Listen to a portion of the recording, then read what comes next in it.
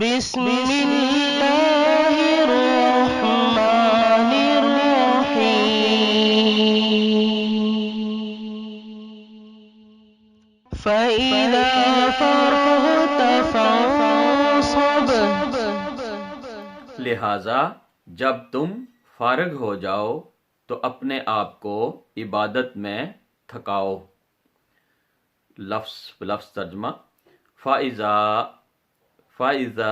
فَإِذَا کا مطلب ہے، فا کا مطلب ہے پس یا تو، فا کا مطلب پس یا تو، اذا کا مطلب ہے جب، اور یہ حرف شرط ہے۔ فراغتا کا مطلب ہے جب تم فارغ ہو جاؤ، یعنی یہ کلام حضرت محمد صلی اللہ علیہ وآلہ وسلم سے ہے کہ یعنی جب آپ فارغ ہو جائیں، کس چیز سے فارغ ہو جائیں؟ تبلیغ سے، دین حق کی تبلیغ سے اور جہاد سے یا باقی امور سے۔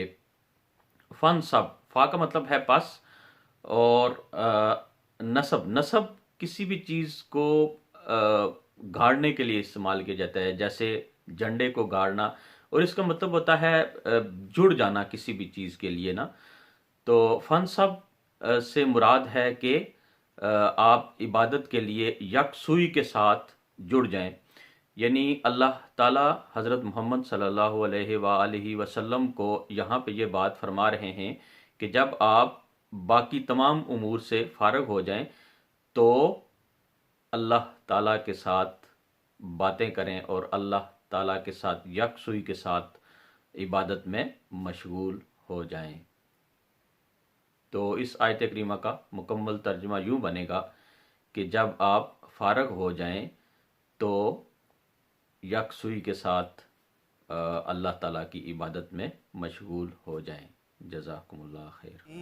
او حبیب است و از و دارم چشم التفات، در بلای ناگہان و در جمیع حادثات، آپ ہے محبوب حق اور شافع روز جزا۔